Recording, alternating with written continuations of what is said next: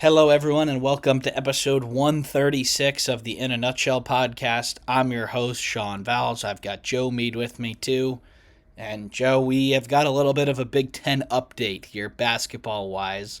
There are a few headlines that we want to hit, but we are less than 5 weeks away from Selection Sunday. We are deep into the second half of conference play. We've got Big Ten standings, headlines, bracketology. We've got it all. So, Joe, it's been about a week since we have done this, and somehow this headline slipped through our fingers last week. Mike and I got to it on the other podcast, but it all started when Michigan State hosted your Michigan Wolverines. We know what happened there. There were some comments from Dusty after the game that were met with pretty people, especially State fans, didn't really like that, about some dirty incidents, and Izzo fired back with, well, they did some too. And then over the next couple games, it has become very clear that there's a certain individual on Michigan State who has had a few of these incidents. And I've got one of them up here, but Joe, before I play it, I want your thoughts here on the Jeremy Fears situation. Yeah, it's really interesting, Sean, because I'm a Michigan fan, so a lot of people are gonna maybe poo-poo my argument, which is fine.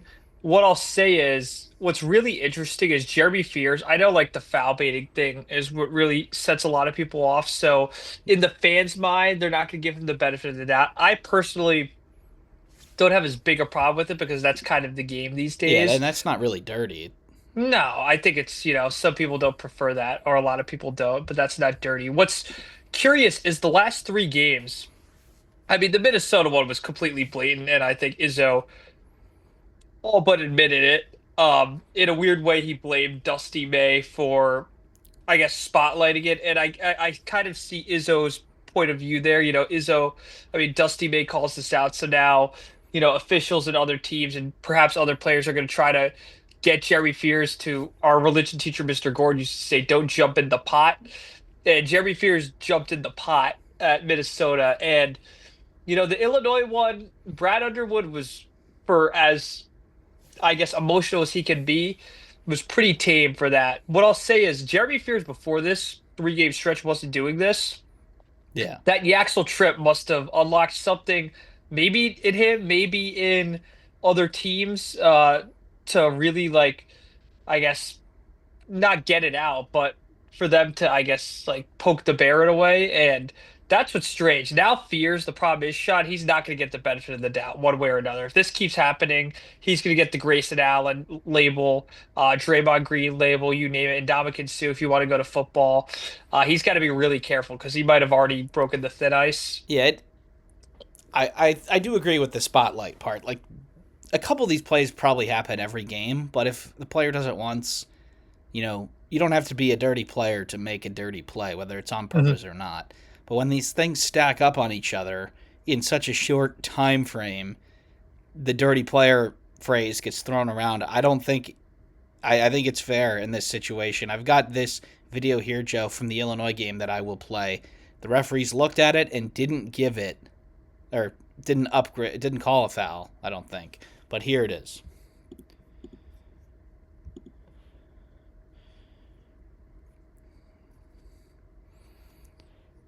It looks like, Joe, to me, that Jeremy Fears knows where Markovich is and sticks out his leg to take him down.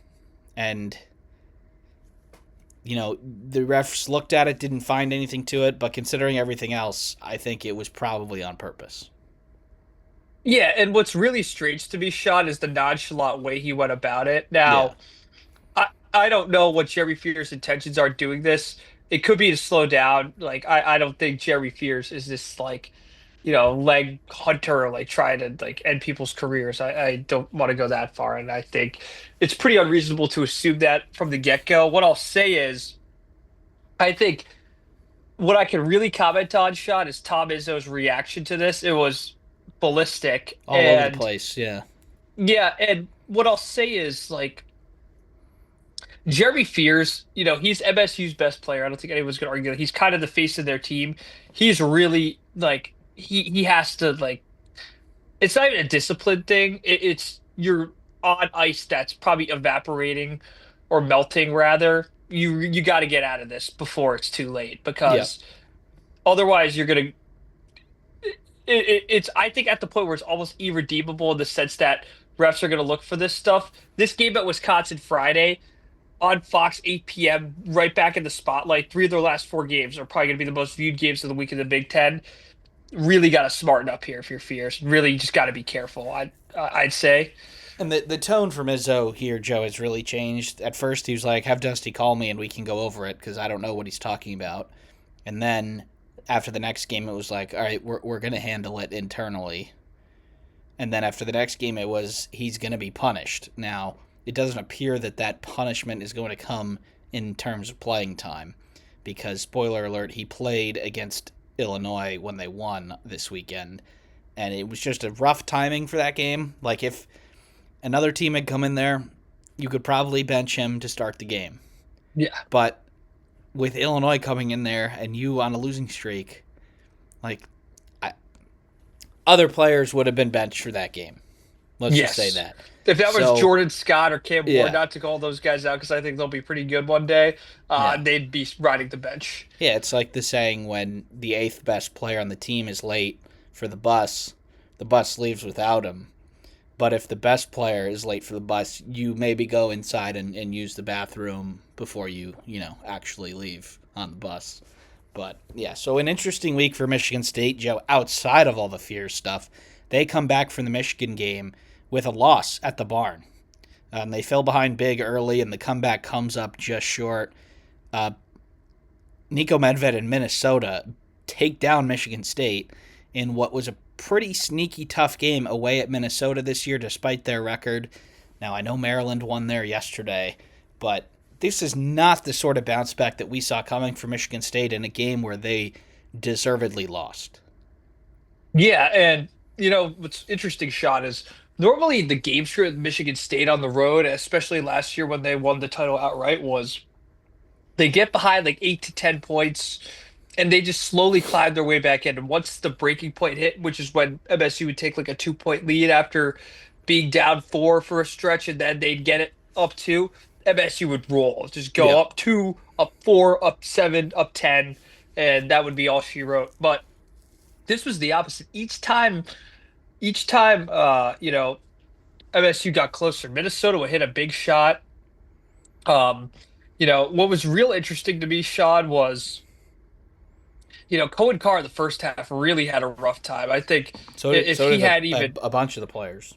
if he had even a average first half, I think that was a turning point. Not saying the loss was on him because there was a whole lot of other stuff. I think defensively they were poor. I think they let Cade Tyson and Crocker Johnson just hit way too many big shots. I mean, I think Minnesota was 10 of 21 from three, so not that they were shooting them in volume, they were just shooting them wide open a lot. I think Carson Cooper's 3 point defense was particularly poor. I think Izzo called that out too. Uh, just not a typical Michigan State game. Like you really got to think about it. Last year, the only game MSU really lost that they shouldn't have per se was the home game against Indiana. But even then, like you know, they were on a little losing streak, and I thought the losing streak from this year would mirror last year's in the sense that right after they would just be a wagon again, and I guess that happened Saturday. But this particular game was extremely weird. And in terms of they did only manage 21 points in the first half, Joe. Especially when they're not making shots, their offense is so contingent on the fact that they get out in transition because they are lethal when especially fears, they can get downhill. Minnesota didn't have a single bench point. They've had some injuries. Their rotation is down to 7 players, Joe, but it's really 5. All starters played 35 minutes. So they just did not speed up this game enough. And Minnesota has been a decent team in the half court. They make some threes and they play some defense. Like that can be I know they're 4-8 in the Big Ten, but you can beat teams by making threes and playing defense. So it looked like, if this game was 42 minutes, Michigan State probably wins. The comeback just came a little bit too late. And And they were down 16 with 3 minutes. I yeah, know, like yeah, MSU had a it was great comeback effort, but I mean, I'll just say this: Minnesota and even Izzo admit it was the better team on that Wednesday night, and that's what's probably most disappointing. It wasn't like a fluke, like crazy, like some guy hits 20 contested threes type loss. Yeah. But Michigan State now went into Saturday's big game against Illinois, Joe, in a little bit of a longer losing streak than we thought. But they righted the ship with an 85-82 victory in overtime. This was not Michigan State's game for most of it. Illinois led almost the entire way. It certainly was close and it ebbed and flowed in between single digits, but Michigan State, I don't want to say luckily, but they pushed this game to overtime when it didn't look like they were going to, and then they took control in the extra period after Illinois lost Tomislav Ivisic to foul trouble. But, Illinois is a great basketball team. This was their first loss in forever, and Michigan State just found a way to claw themselves across the line. But this really opens things up for your team, the fact that Michigan State won this game. But I thought, from Illinois' point of view, Keaton Wagler goes 2 of 16 and you still have a chance to win at the zone. Like, this was not the best Illinois performance by any means. And Michigan State, with Fears 26 and 15, they just found a way to win this game. What's interesting, Sean, is if you told me MSU was going to double Illinois' turnovers, like let's say, like, oh, Illinois turned the ball over 9 times and MSU did 18, I would say, oh my God, MSU probably got blown out, and that's what happened. But MSU only turned it over 8 times. That's been a trend on their not even losing streak, just even the near loss to Rutgers and some of their more Yeah. underwhelming performances at home. They've turned it over. They're one of the worst teams in the Big Ten turnover percentage wise. So for them to get And it they down to haven't been as great at turning the other team over. no, not that either. And for them to limit their turnovers to under 10, I think that's the key thing a lot of people aren't talking about. I think another factor you look at here too, you look at the 2 of 16 for Keaton Wagler, but you know, also look at this, 3 assists. This is a guy who did a really good job engineering their offense. I still think he's great at engineering their offense. I don't think one bad performance at a top 10 team is going to really dictate my opinion, but to me, another stat that in play that stood out was Jackson Kohler. I know only 11 points, but 16 rebounds. And I think he hit some more timely threes in this game than before. And this is where MSU depth. Kurt Tang, looking competent. And, they did lose Divine Ugachukwu for the season. I think from the Minnesota game or Michigan game, maybe it was a lingering issue. Regardless, for them to miss like a key shooter piece in their rotation and to kind of be even with Illinois 3-point percentage wise, I think they were a percentage better actually. That's really big for Michigan State. And then Jeremy Fears, I mean, take all the off the court. I mean, not even off the court. Take all the like antic stuff out of your head. The guy is really damn good at getting to the lane and drawing contact Yeah, and really he finishing. he has been great among all these incidents, which is Mhm. pretty crazy. Like the Rutgers game, he just saved them that day. Yeah. They weren't doing anything offensively. He was like, enough is enough. I'm taking this to the hoop, and I'm either going to lay it in or I'm going to get fouled. And, the same was here. Like when they were losing by like what, 5 or 6, and with 5 or 6 minutes left, and you were like, Michigan State has to make a push here. And Jeremy Fears was like, this is going to be me. Whether it's a drive or a great pass to a layup for somebody else, like this was all him. And these two teams don't play again, Joe, but this is one of those games where it's at Michigan State. They're a little desperate. Illinois' great player who's been on an unbelievable run has his come back to earth game. Like, I still think Illinois is probably the better basketball team. I agree. Also, for a lot of this game, Illinois led, and Yeah. you kind of felt like they were 1 3-pointer away. Like whether it was Jake Davis, who I thought had a pretty rough game, other than the tying free throws, Ben Hummerkaus, or freaking the other Ivisic brother. That's what I call him instead of Thomas Slav. Big Z. Yeah. Yeah, Big Z. If Big Z, hits a few more threes, I think Illinois was really one. I mean, clearly based on the score, but they were really 1 3 in regulation several times from it Yeah. being insurmountable, and they It, they never really hit the shot, which was surprising. it felt like they were going to push it to 12 a Mhm. couple times, and they just never did. And, Michigan State needed it more than Illinois, probably. Michigan State had already taken a third Big Ten loss. Um, So now both teams are at 20-4. Um, but let's get through a couple of the other games before we Mhm. bring up the Sure. Big Ten standings, Joe, because it is time to start thinking about the tournament. Um, Absolutely. yeah, so there's a few new things with the tournament this year. Wednesday's going to be a full day, and we're starting on Tuesday in the Big Ten tournament this year, which is going to be no fun for the teams involved in that day. But Joe, I think another big headline has to do with my Indiana Hoosiers. A 1-1 week, a close loss at USC, could have gone either way. USC loses Chad Baker Mazzara. It looked really bad. They're saying it's just a sprain, so I don't somehow, even though Sam Alexis landed on his knee. So I don't think he's out for the season yet. But a lot of controversy around Indiana's win against Wisconsin here in overtime, Joe. It was a game that Indiana led the entire way. Wisconsin takes the lead with under a minute left. Indiana forces it to overtime, and then two plays go Indiana's way at the end here to get the Hoosiers across the line. But if you've watched any of basketball, basketball podcast, you probably heard about it. It was the Nick Boyd charge on Connor Enright and the Lamar Wilkerson foul that ultimately led to the game-winning free throws. Just wanted to get your thoughts on those last two plays. I'm going to be honest with you, Sean. Whenever you're at home, likely you will get the benefit of the doubt of the call. Now, is that ethically, morally right? Probably not, but is that the nature of college basketball? And has that been since we really started paying attention, like '07, '08, at least for our age? Yeah. So I really don't want to make as big a stink about that because I think this is a very evenly played game, and I think both teams are certainly Wisconsin, but now Indiana is kind of inching toward the, I guess, top half of the Big Ten. So I think the charge call on Boyd is probably the wrong call. Now he has been very push offy, especially in this game, and I think he only got called for one offensive foul. And to be fair, Enright does put the refs in a position where they have to make a call. And Mike and I have said this before. If you do that, all bets are off. If you leave it in their hands, you have to prepare to be snake bit. And it happened last year to Indiana against Maryland. That game seems awfully similar to this one, where I think the foul on Wilkerson is 100% a foul. I think people jumped at the TV angle, and it looked like he fell down. He was taken down.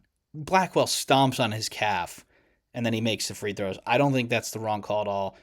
If say they call a block on Connor Enright, I'm not on here whining about it. I think Boyd definitely pushes off. Enright gets there. Look, it's probably a coin toss call, and it's a tough call. I don't think you can be mad when coin toss calls go against you. Now, when blatant horrible calls go against you, you've got some gripes. But um, Indiana gets across the line, like you said, Joe. They needed this one probably a little bit more.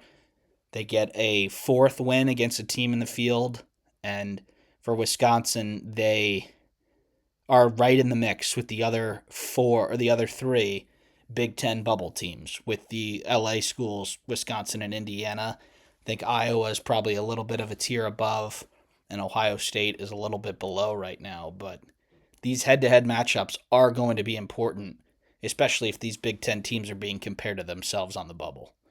I know it's interesting, Sean, too. Wisconsin, they win this game, they're 9-3. They're not completely out of the Big Ten title hunt either. We're not going to get into that now.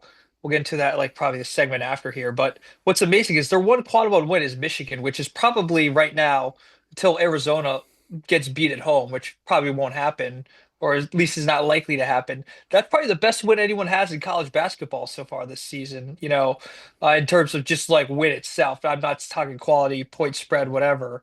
Uh, the one thing Wisconsin really has going for them, Sean, is they do finish out this schedule with I think six of their last nine games are quad. Sorry, six of their last eight games scheduled at least are quad one games. So plenty of opportunities for the Badgers. But if you saw Sean's recent bracketology, guys, this was released yesterday. He does a great job. Please take a look. And I'll pull it You up for know, you here, Joe, while you're talking. yeah, Wisconsin's at the 10 line. Indiana 2 weeks ago, we thought, kind of first four out, last four in type. they're kind of safely as a 9. And USC, who they lost to earlier, is at a 10. UCLA is at a 10, who Indiana beat in that never-ending game. So all these teams, it's really damn tight. And then there's another one who we'll talk about in a second here, Sean. They're probably your last team in, based on what I see. Second to last team in, Okay, but yeah, I think the Big Ten is in a really good position with these teams right now. Um, I was highlighting teams 35 through 40 for me, which is the third 9 seed and all the 10 seeds. Indiana, Georgia, St. Mary's, UCLA, Wisconsin, USC. I think those teams are really, really close. And I think they're ahead of the Mountain West schools, other than Utah State. I think it'll be very tough for New Mexico, for San Diego State to jump them, just with the fact that they have squandered their quad one games while the Big Ten teams haven't, and they'll likely have more wins against the field. So I think, you know, those 3 Big Ten teams are going to be rooting for each other to sort of pull the rest of them up. And then I've added St. Mary's in there who don't have a quad one win. So I think the Big Ten is shaping up to get the benefit of the doubt on the bubble right now. Um, just from that, like the resumes are pretty good. USC doesn't have as great of quality metrics, but their resume is great. They've only got 6 total losses, so yeah, the 4 Big Ten teams that are in that group of 6 teams, I think, are not like significantly ahead of the teams above them, but if they just take care of business and don't pick up any bad losses, I think they'll be able to stay ahead of California and the Mountain West schools. Now, Missouri and the SEC, like they could beat 3 quad one teams in 2 weeks and jump them probably, um, but yeah. So let's actually go into this bracketology right now, Joe, hmm, because I sure. actually have Ohio State in the field, and a lot of people don't. Um, they don't have a quad one win yet either, but they they are 5-1 in quad two and 4-0 in quad three. That's 9-7 in the top 3 quads.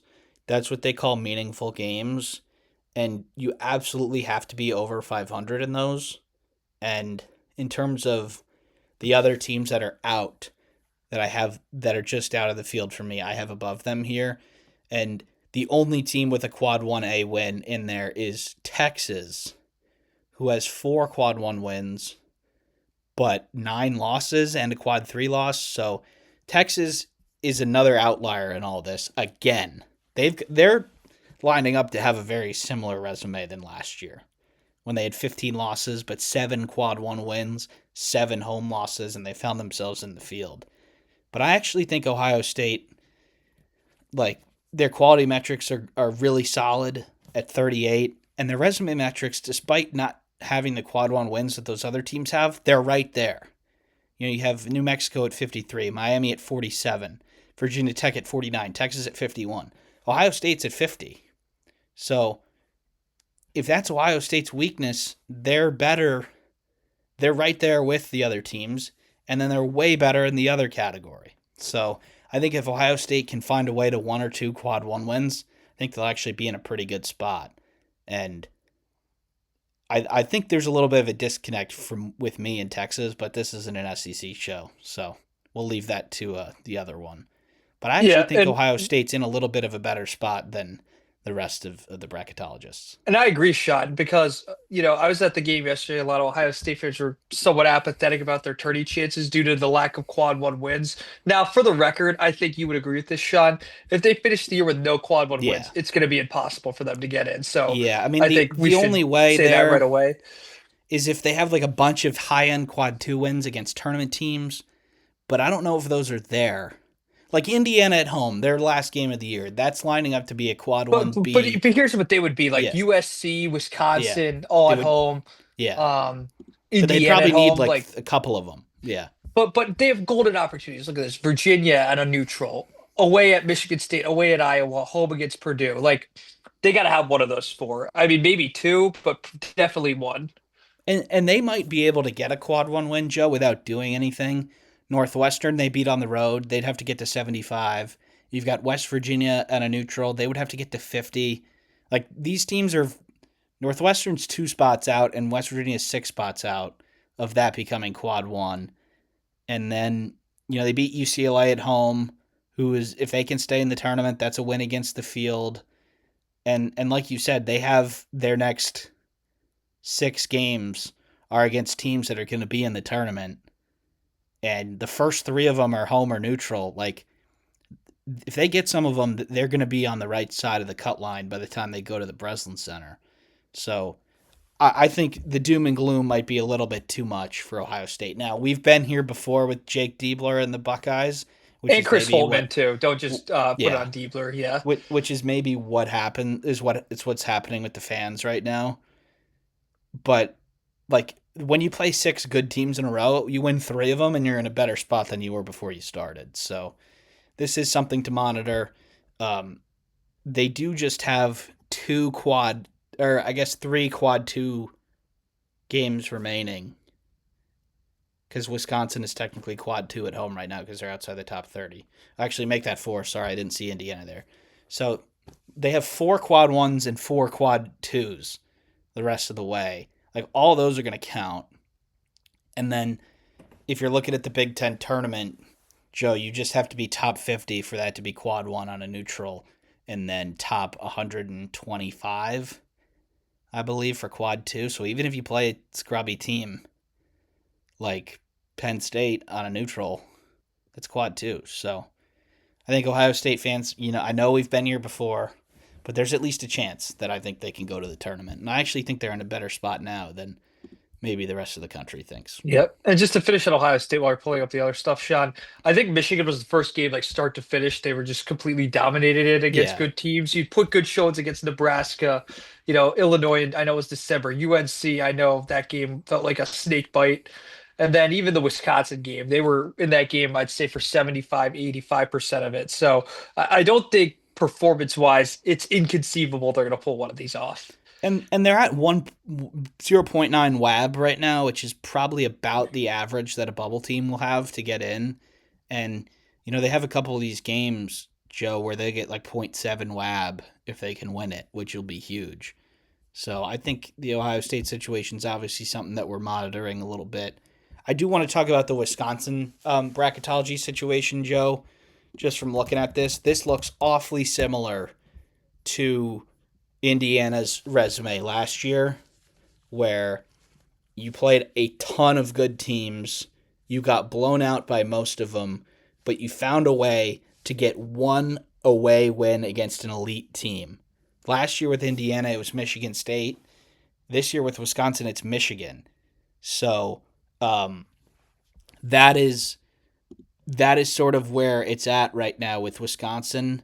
They've 2 quad 1 wins, one in 1A, one in 1B, 2 quad 2 losses, just 9-7 in meaningful games. Like, this resume is really turning out like Indiana's did last year, and we all know what happened with them.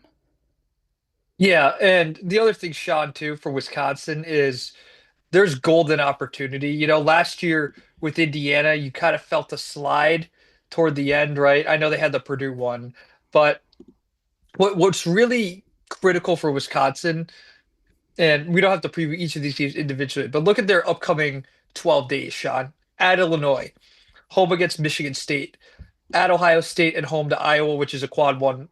I think would stay a quad 1 win. They have to get one of those, preferably Yeah. 2, but you have to get at least one. And I'm circling the Michigan State and Iowa games.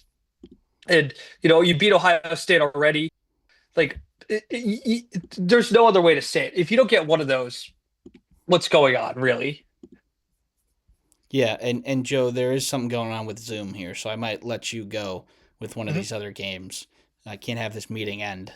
This has never happened before, so Yep, but all might have good. to figure this out. But also on Saturday, Joe, we had Purdue have a super close call with Oregon, where Oregon led with under 2 minutes to play.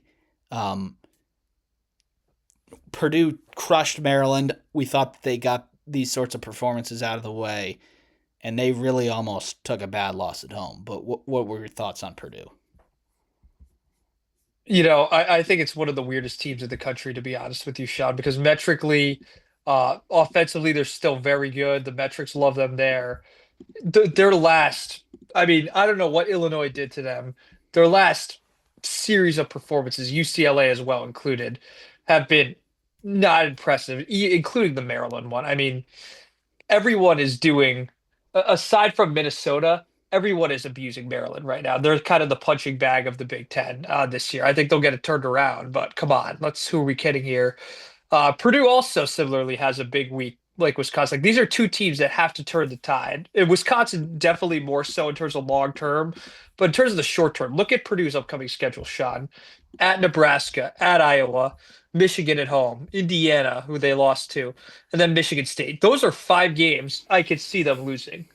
I doubt they lose all five, but I'll put it to you this way: to be skinny going into those, especially going into Pinnacle Bank Arena, where only Illinois won this year, and where Nebraska historically does well when they're at least a competent tournament team. I don't really love that for Purdue. Only 2.5 point dogs tomorrow or today, if you're listening when this is released. But Purdue's kind of in danger to me of what Michigan did last year. You're leading the conference for the first half. You lose a close game at home, like Michigan lost a close one at home to Michigan State last year, and then just a skid, man, just playing terrible, playing down to your opponents that are not going to even be close to making the NCAA tournament. Uh, I'm more shocked by this. I think they have problems, but not these kind of problems on the Yeah, roster. they've got one game the rest of the way against a team not in the field right now. And if you want to say Ohio State's not on the field, well, great, that's on the road. Yeah. So they they have like they don't even have to win all of these. They just have to get to I think 13 or 14 wins in the Big 10 and they'll probably be a 4 seed, but I still think we'll be feeling pretty good if they can win half of these games, especially considering that the better teams are at home, so they're tougher. Are that like Michigan and Michigan State home, Iowa, Nebraska away. Like those are all really tough games. So they could lose all four of those. Like I could see them in a vacuum losing each one of those. But yeah, things are going to get really tough for Purdue coming up, and they got away with one here. And you can say, look, they survived and advanced, but and I know Nate Biddle came back for Oregon, but there was no reason that should have happened, No. but it did. All right, Joe.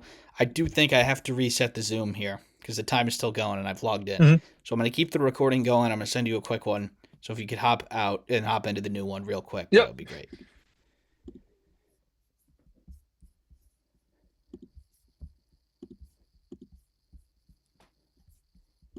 Sorry about this, fellas. We're going to hopefully not have a problem with this any longer.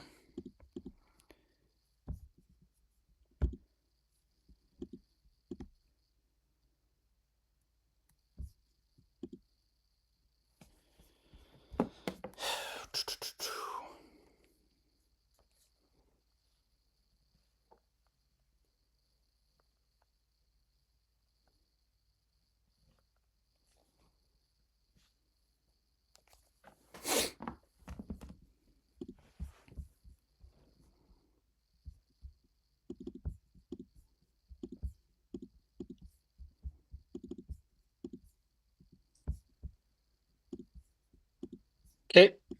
All right, we are back. Sorry about that. Hopefully that is something that doesn't happen again. Um, but we were at Purdue, Joe. Let's take a Mhm. look now at the Big Ten standings. And we are in Big Ten tournament mode seeding now.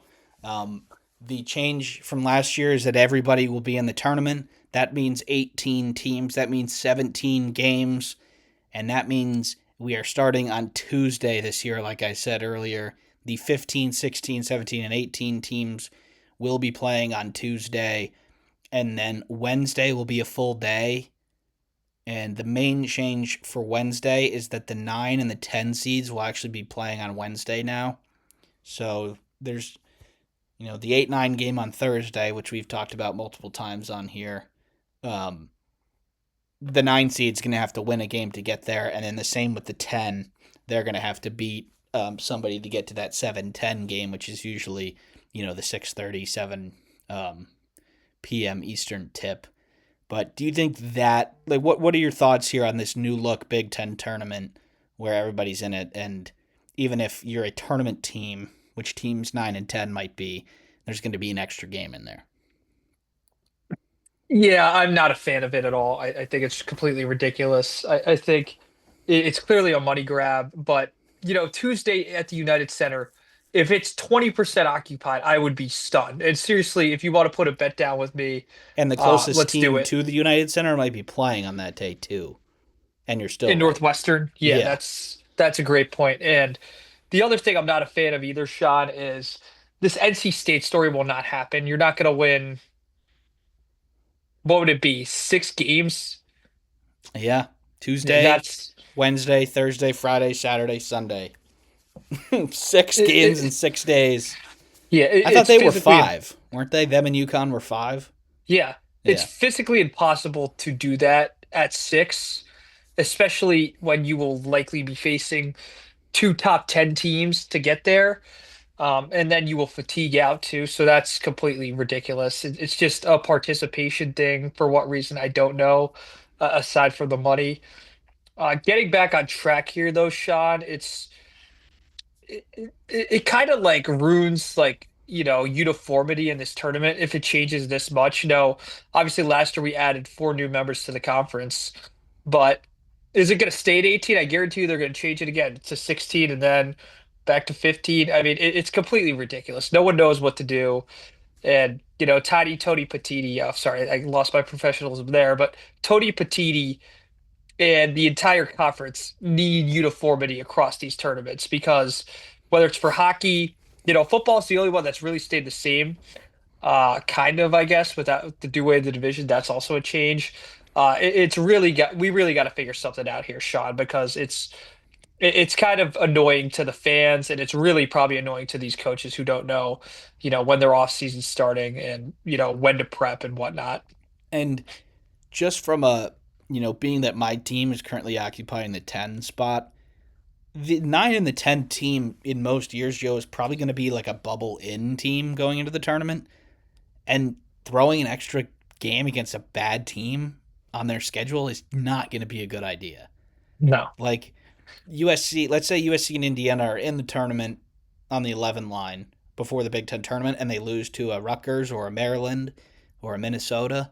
Like that is bad for your resume, because especially where those teams are at this year. So it's just an unnecessary extra game for some teams. And look, I get the closed shop thing. This isn't a mid-major league. If you want to get a chance to play for the NCAA tournament, win more than a couple games. Like I Yeah. don't mind the bottom 3 or 4 teams, getting not invited. And I know it sort of happened last year with Nebraska, who ended up winning the crown, but that's probably not going to happen again.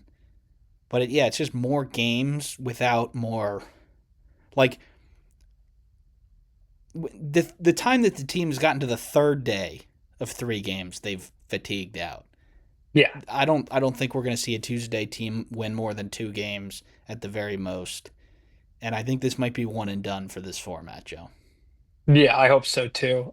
Sean, do you want to get into the title race real quick? Yeah, so the double bye Yeah, situation is still the same, but in terms of the title race, Joe, we've got one team with 1 loss, two with two, and two with three.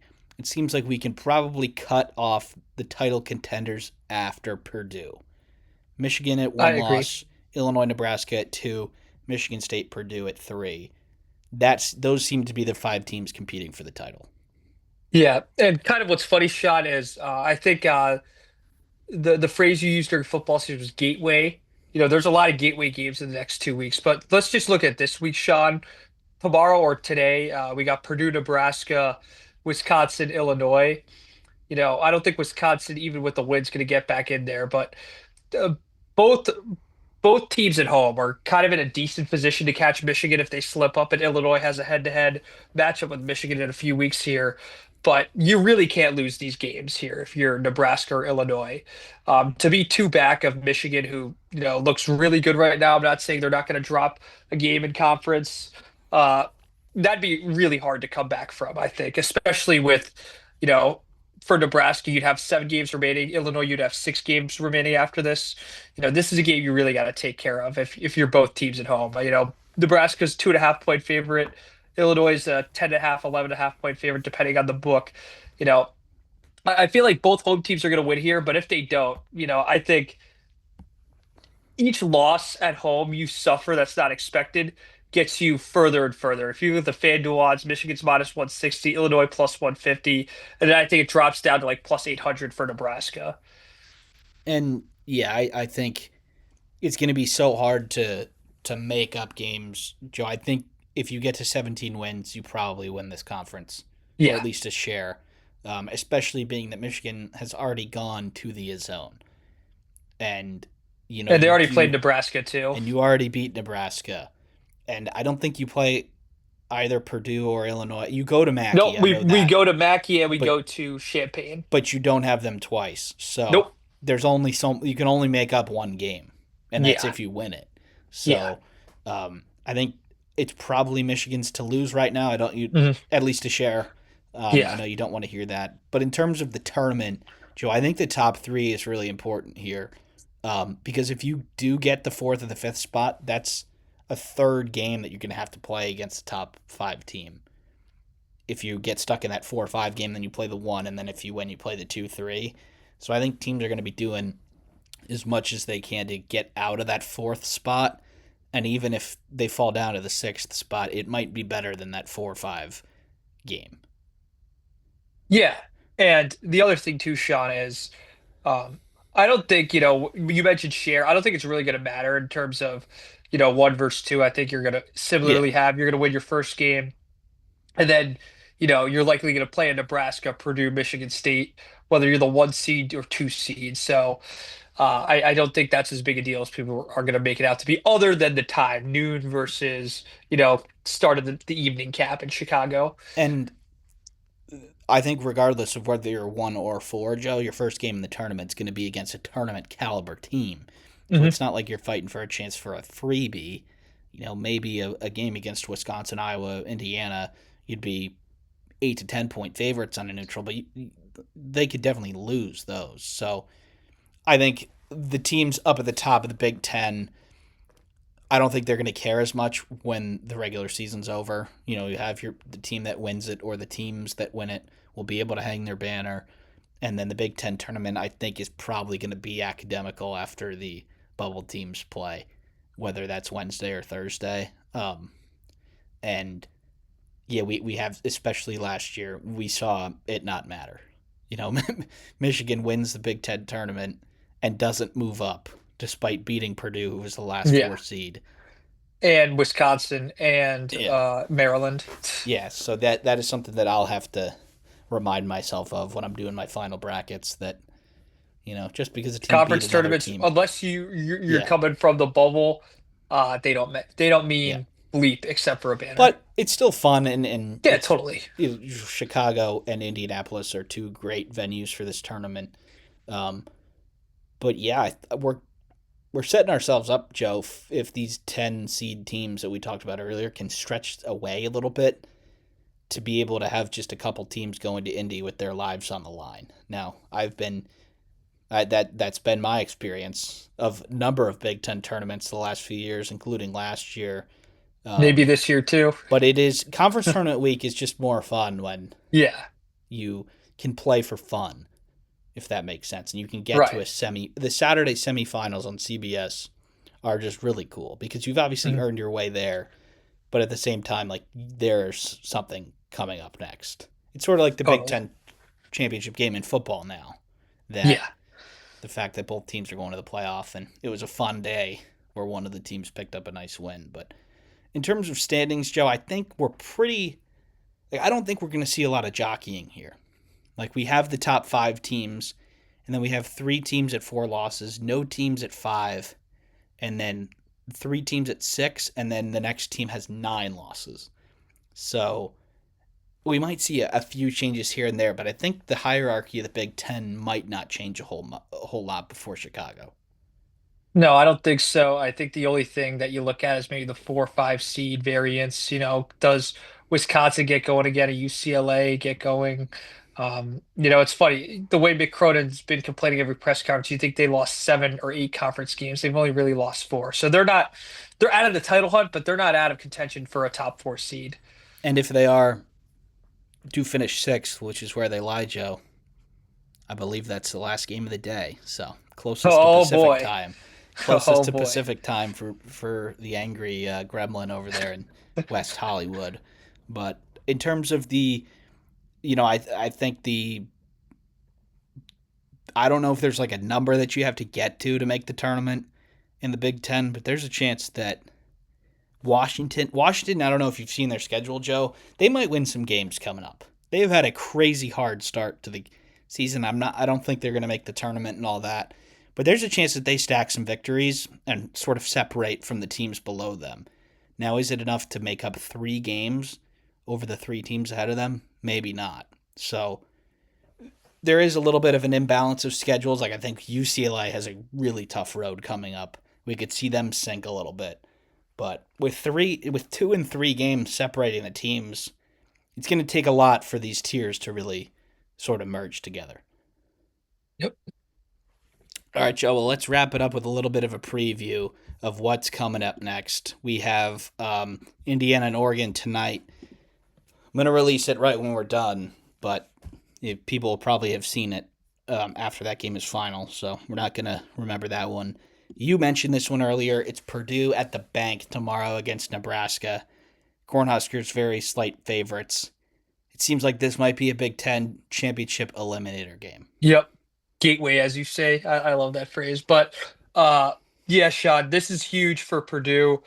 I really think it's going to come down to their closeouts. Nebraska is one of the best 3-point shooting teams in the conference, let alone the country. I think Purdue had a lot of trouble doing that against Illinois. I think they've had trouble doing that on their losing streak. And this is a game where I think Purdue is in real danger of getting like, what's the word? Like quicksand. I think they could fall down like Yeah, four like where points they're and down then 22 to 8, 8 minutes into the game, and they never come back. Yeah. yeah, and unlike USC, I don't think they will come back because I think falling down 10 plus at the bank is going to be a steep, steep hill to climb. The reason I think the line's so tight shut, I think there is the possibility Trey Coffin, Red Oscar Clough. I think they will, Jacobson. I think they can have a good amount of success down low. I'm just hard pressed to believe that Nebraska is not going to force some turnovers. They were very successful doing that against Michigan. I think they made Elliot Cano make a lot of bad decisions. I don't think they'll get the same success against a Braden Smith, but do they make Fletcher Lawyer commit some bad turnovers? Does he not hit some shots?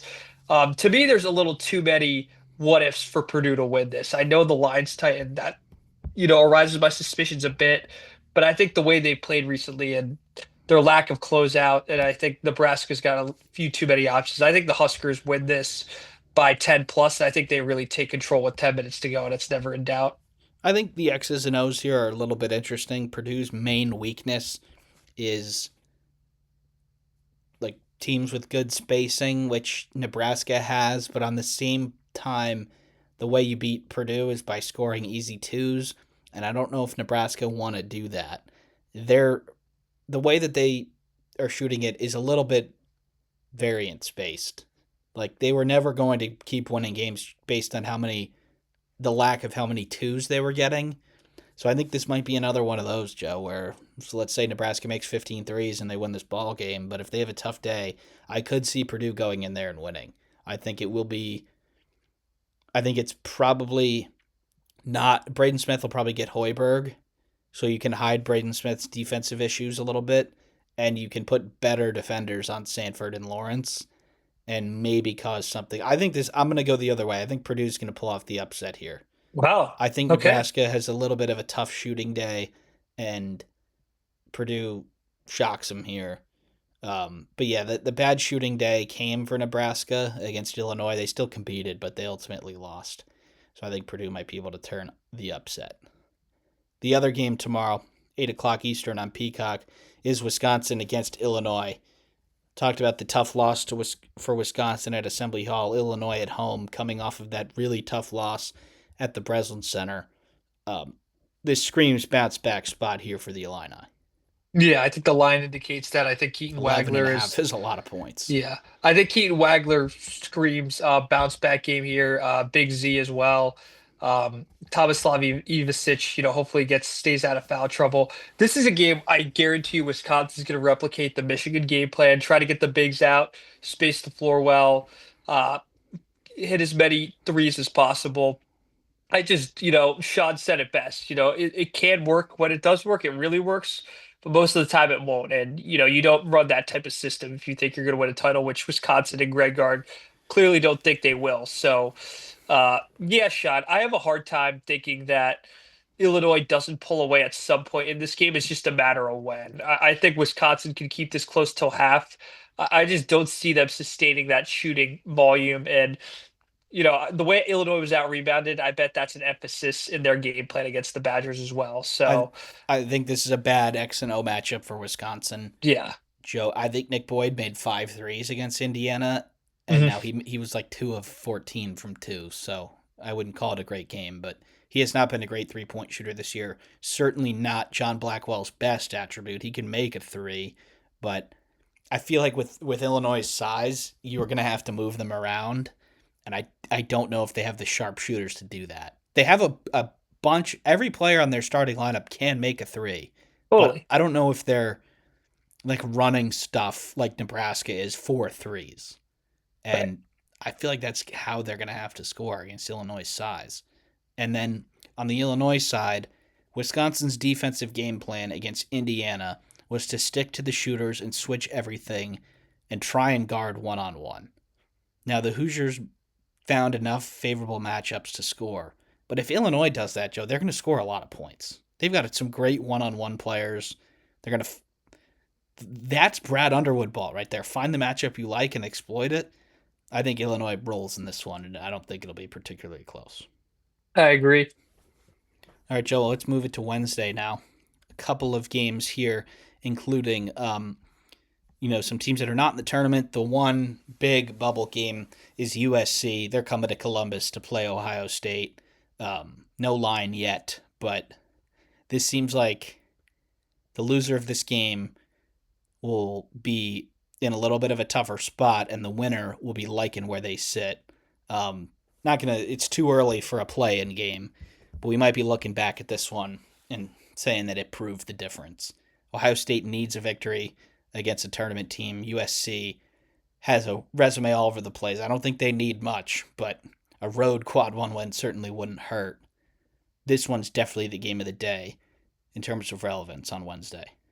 Yeah, I completely agree, Sean. I think outside of Northwestern and Martinelli going absolute ham on Michigan, this is the game I'm really going to be paying attention to. The 6:30 slot. To me, Ohio State, the way they've played the last, I think, three games, they've relied way too much on 3-point shooting, and Bruce Thornton's kind of been, not that he's been bad at all, he's been pretty good, but he's kind of had to do too much. I think they need more out of Christoph Tilly. They certainly need more off the bench. Yeah, Tilly I, I hasn't been the think same since he's been injured. I think Chapman does a great job spacing the floor as well. So I think they need to find ways to utilize that. My worry for Ohio State is they might be tense going into this game. I think they know the gravity of it. And I'll put it to you this way: you said it best, shot. Ohio State really needs to win this game more so than USC.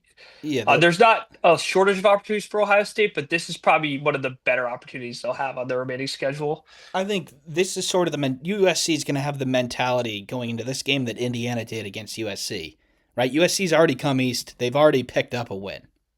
They probably would have taken 1 out of 2 when they set off for Penn State last week. They've got a chance to go 2-0 here. I think if they can smell blood in the water, they can get a little bit of an early lead. Like we said, those fans aren't the most optimistic about their team. I wouldn't say you can turn the crowd against the team, but you can get some restless moans in there and grunts, and things can happen where that actually hurts the home team. USC, I feel like their length is something that is going to be really tough for Mobley and Thornton and one on one, and then in terms on the other side, like Musselman is going to find some matchups that he likes. Now, it's probably going to be Elijah Arenas a lot of the times, Yeah. and he has scored a lot of points. He's not been the most efficient, but they won that game at Penn State because of him. I could see him sort of outdueling Thornton in a one-on-one game here and sort of taking it because Ohio State gets a little tight and aren't able to make shots. But I think USC is going to go into this game with a little bit less pressure, and that's why I think they're going to pick off the upset. Or I don't know what I think Ohio State will probably be slightly favored. They'll definitely be favored. But yeah, I'm gonna I pick the think USC Buckeyes. wins. I'm going to pick the Buckeyes. I'm going to disagree with you again, Sean. I just think this is a game where Ohio State has too many scoring options for them to all go dull. And I feel the over-reliance on Elijah Arenas, barring the Chad Baker-Mazara return, which I don't foresee Yeah, based I on what don't see I it. This is the last or game for USC outside of the Pacific time zone the yeah. rest of the season. So I think that this might be a whatever happens happens game, and we can go home after this. Yeah, Ohio State.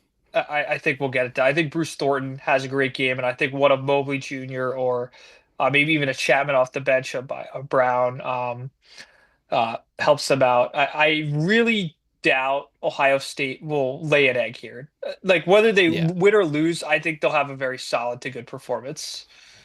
and we're not quite there yet, Joe, but we are getting to the point where teams are going to play desperate. Yeah, And there's two ways that can go. You can drag your team across the line in a game that you probably shouldn't deserve to win just because you make some more effort plays, or if you're down 7 at halftime and the entire game rests on whether you can punch first in the second half and you don't, that's when it can hurt you. We've seen it both ways in our years of doing this. I don't think we're quite there yet where if Ohio State loses, like they're definitely out. They'll be out of the projected field if they lose this game, that's for sure. So we're going to see how that affects them. Over the years, Joe, desperation has not been something that Ohio State has benefited from. not at You know, all. and John, I do got to run pretty soon. okay, So let's just look at one of the games this weekend we potentially could find an upset in. Uh, I could go first to buy you some time, but I you're think talking about this weekend. yeah, Friday Yeah, to okay, Sunday. yep. Yeah. I think two games to watch here are, whether you call it an upset or not. I think Iowa against Purdue, that's a prime upset candidate. Another one is Ohio State over Virginia. I think that's a great one. Buckeyes have two big games in a row. Got to have at least one of the two, in my opinion. If you don't win USC, maybe you can make it all right if you beat Virginia. Michigan State, Wisconsin, that's an interesting one. I really think Michigan State takes care of them. I think that's going to be like the Illinois game was last year for Michigan State. I think Wisconsin gets out to an early lead, but Michigan State eventually cuts that lead in half, and then all of a sudden the Spartans surge. And I scrolled through those three games, Joe, while you were doing it. We don't have any lines yet, obviously, because it's almost Mhm. a week away. Wisconsin -1 on Torvik against Michigan State. I think that's probably right. Give or take 15 spots with the lower team at home, probably about a pick 'em. Virginia's -5 against Ohio State on a Nashville, probably like a true neutral, to be honest with you, where the Predators play. And then the third one, which was Iowa against somebody, Purdue. Mhm. Iowa is -0.5 against Purdue. So, I don't know if major upsets are on the cards in these games just because they're going to be so close. But I could see any of those 6 teams you just mentioned winning, Yeah, which is obviously pretty important for how things go forward. Like if Purdue wants to win the Big Ten, they're probably going to have to beat Iowa. yeah. So Joe, we're going to wrap it up there. Thank you everybody for tuning in, and we'll see you next time.